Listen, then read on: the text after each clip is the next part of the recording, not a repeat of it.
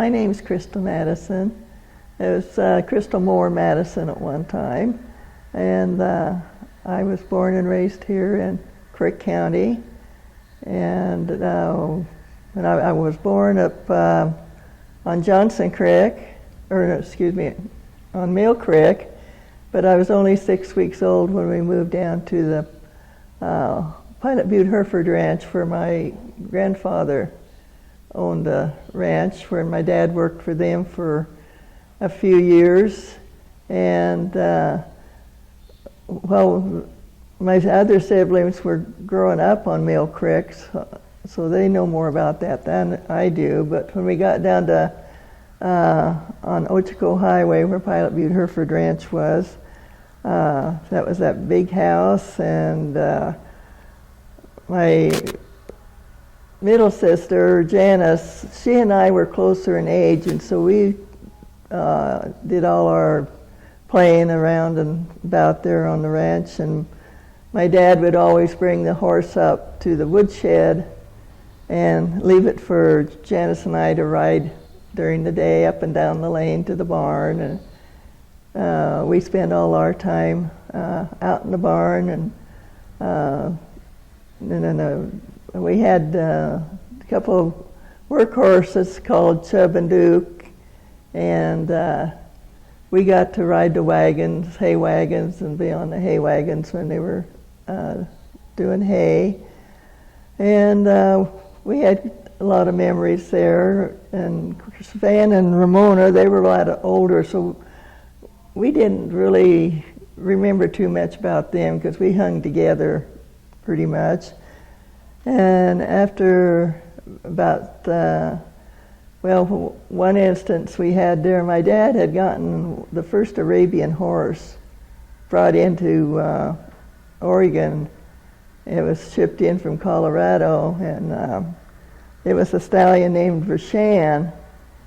And so my dad broke it out, and within 2 years he was letting Janice and I ride that horse. And some of the women folks didn't think we should be out riding on a stallion like that, because I was only 4, so Janice would have been about 6. And the one time I remember we were going out to the field to see where Daddy was doing some haying or something, and of course I had to stand up on the horse to get a better view of where he was, and I fell off and broke my arm. So it wasn't the horse's fault. Okay, well, we was living on the Pilot Butte Hereford Ranch. That was Ralph and Ora Brees, and they had homesteaded up on Combs Flat Road. And then Grandpa had bought the ranch in town as a Pilot Butte Hereford Ranch. And then Grandma Brees, Ora, they had a house in town just across from the Pioneer Park, and Grandpa would come in on weekends. Grandma Brees needed to stay in town, and so Grandpa would stay at the house weekends, but he'd go back to the ranch up Combs Flat and then out to Ochoco Highway when he moved there. And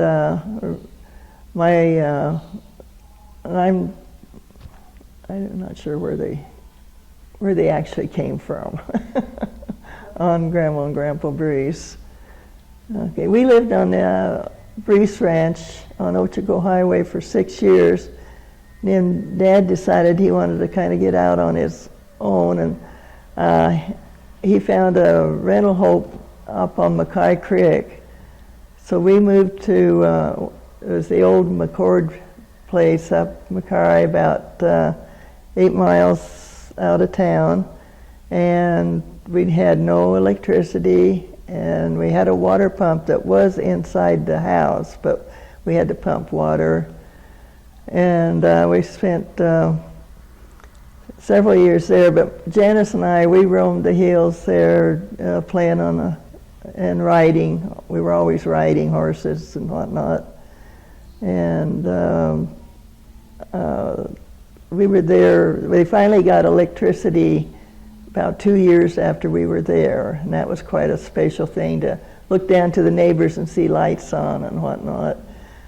So then the people that owned that decided they were moving back, so Dad found 360 acres closer to town, still on Mackay Creek, just near the creek 4 miles out. And we built a log house there. And then my dad, he had homesteaded up on Grizzly. His dad and mom they actually came from Lebanon, is where Dad, which is Ernest Moore and Laurel Moore. Daddy was born in Lebanon and then moved out to the Grizzly area and homesteaded out there until they couldn't raise crops anymore. The weather changed and whatnot, so he just started working he did some logging, and he had eventually got his own logging outfit called, it was Ernest Moore Logging, and then my brother Van had been in the service, and when he came back from the service, then it became Ernest Moore and Son Logging, and Janice and I still spent all our time, and then of course Ramona, she was 5 years older than I was, and Van was 10 years older, so we don't remember too much about them, but Janice and I, we made our own adventures, and we're pretty close together, and those were happy times back in those days. So we just, Prineville was still small enough, and I could ride my horse to town with no problem, or up in the hills and wherever without, Mom never did worry about us when Janice and I was out doing something, and I remember one time that when we were teenagers, and Ramona was still living at home, but I think she could have been in high school or whatnot, but Janice and I found a horse's glass eye, and so we had to put that in her bed one time to give her some little fright. I don't think it bothered her much, but anyway, as time went on, that of course went to all the primary schools. I actually started first grade at Crooked River School when I was 6, and they had just built the Ochiko grade school. So that part of the first grade got sent to the Ochiko school. And back in those days, it determined which side of the roads you lived on, where more of the out-of-town kids went to Ochiko school than the town kids went to Crooked River. And so then I spent the rest of my years at Ochiko school, and we were one of the first classes at Ochiko grade school, and then they had built a new high school somewhere down the line there, and then the old high school was the junior high, 7th and 8th grade. So I went to that and made it through high school. And then back on our farm up Mackay, Daddy was still doing his logging, and Van was there. And Ramona went off to college, and then there was a ranch up 4 miles up Mackay that changed ownership. And there was a guy up there named Gary Madison. His folks had bought what they called the Silver's place. And so somehow he was a high school student, and he was a senior in high school. and he seemed to have taken liking to me, I guess. So we started riding horses. He was a cowboy too, and he was doing junior rodeoing.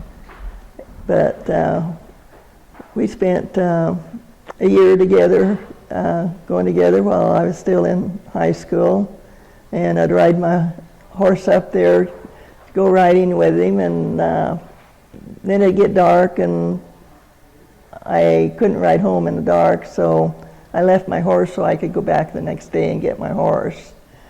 So that went on for a while, and then when I graduated from Crook County High School in '57, he proposed to me, and we got married on September 1st of 1957, and started our life together.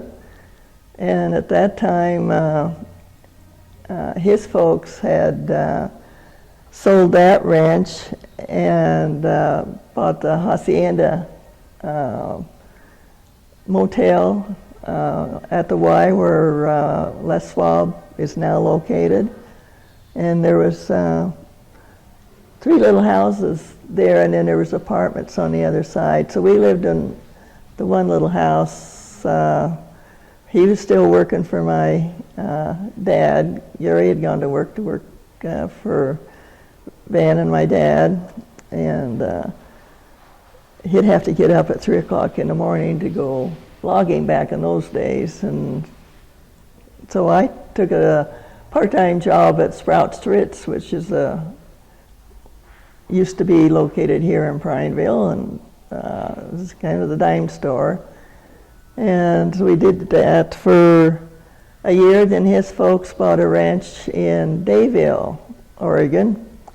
And so we moved to Dayville, Oregon, but I had to stay back and couldn't go with him for about 3 weeks because I was expecting a baby, which turned out to be Cindy. And so she was born here in Prineville, but then we went on to Dayville. And we were ranching for his dad. His dad was in the logging business. He was a road engineer for Husband Pine.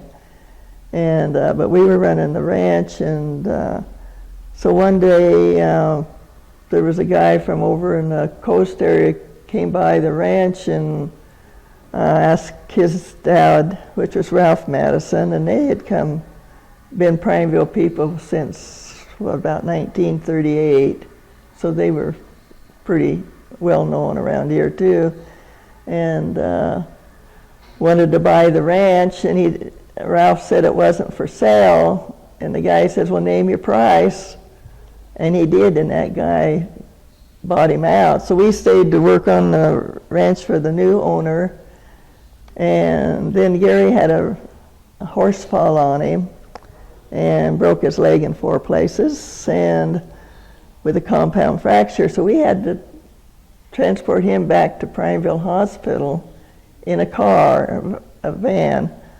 And I think he was probably pretty miserable, but we should have called for an ambulance to meet us in Mitchell or something, but we didn't. He toughed it out. So in that time, his folks had bought a ranch down in Terrebonne, which is now known as the Pumpkin Patch there at Terrebonne. And so there was a small house on it, and his dad had cattle, and we had some feedlot cattle.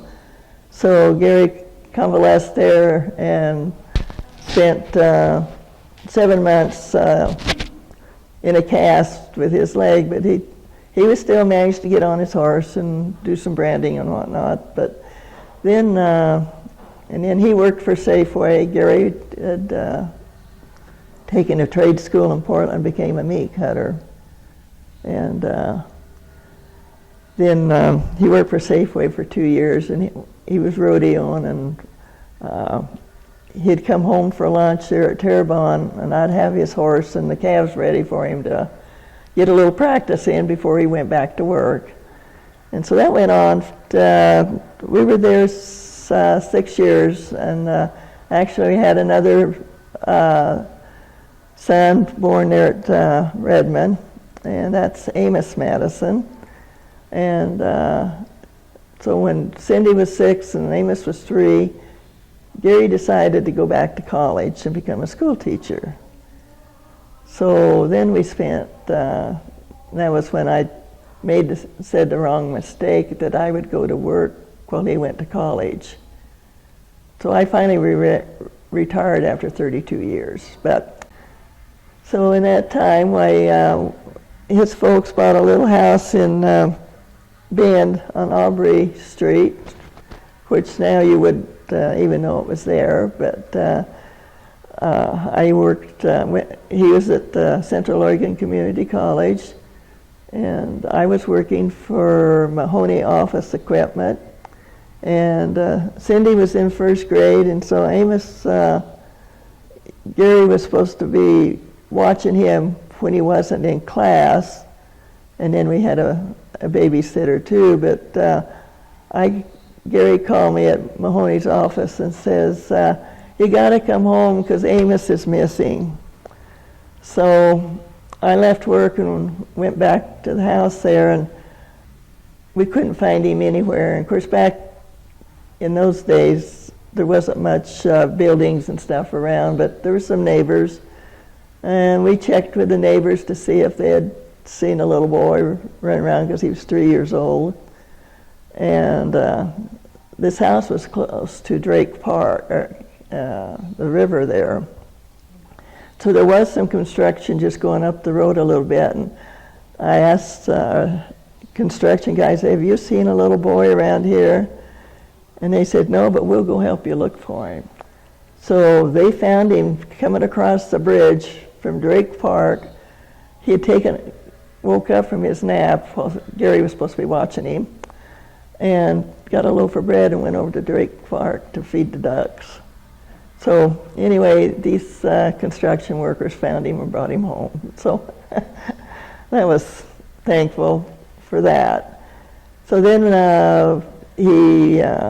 we moved to Ashland, where he continued education at Oregon State College, which is now Ashland University, and finished out his another year. And that time I worked in Medford at another stationery place.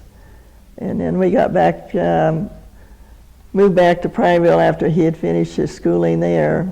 And in the meantime, Gary had been coming, I don't know why he came back to Prineville for something, but he called me and he says, "I found us a place over here in Prineville." He said, "Shall I go ahead and buy it?" Well, I knew the people who had owned it. Their name was Bud and Allen, and it was located on Lamana Road. And it was a little acreage with that. And I said, "Well, go ahead."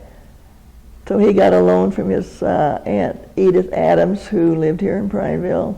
So we bought our first house for $6,500. So we moved there, and then we'd stayed there for, I think we only lived there maybe 2 years. And he was teaching at Crook River, I think, then. And they wanted him to go out to Pilot Butte and be the head teacher there. So we had moved out to Pilot Butte and rented out our other place here on Lamana. And he was there probably 2 years as head teacher at Pilot Butte. And then he got back to Crook River School, where he was teacher there. And then along the line is his folks had Ralph and Sally Madison had a place out on Mackay. So we were able to get some acreage there and started to build a house there. So then we sold our place on Lamana and built this house on Mackay. And then we also had, Gary was into archery big time then, and after he quit his rodeo, and when he went to college, he had to sell all his rodeo stuff to go to college on. So when he came back, well, he was pretty much into archery, and so we started an archery shop in our home on Barnes Butte, and we'd taken the bottom. It was a 2-story, so the bottom became our archery shop, which we operated on weekends and evenings. When we'd moved back from Ashland, I had been able to get a job with Gus Woods, who was a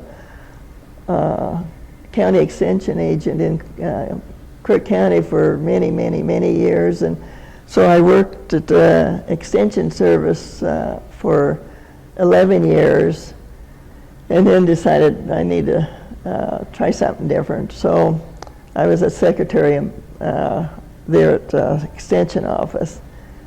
So when I quit that one, I didn't have any job available right away, and I had my application in at Swab's, but I went to worked at Coin Mill, which is just out of town by the railroad tracks, and I was there for about 6 months. And then Alan Nielsen, who was one of the head people at Les Schwab's in the distribution center, called, and I went in for an interview with him. So I got on with Les Schwab's back after I was at Extension Service, and I stayed with Les Schwab's for 20 years. And it was a great place to work and retire from. And then I retired in 1999.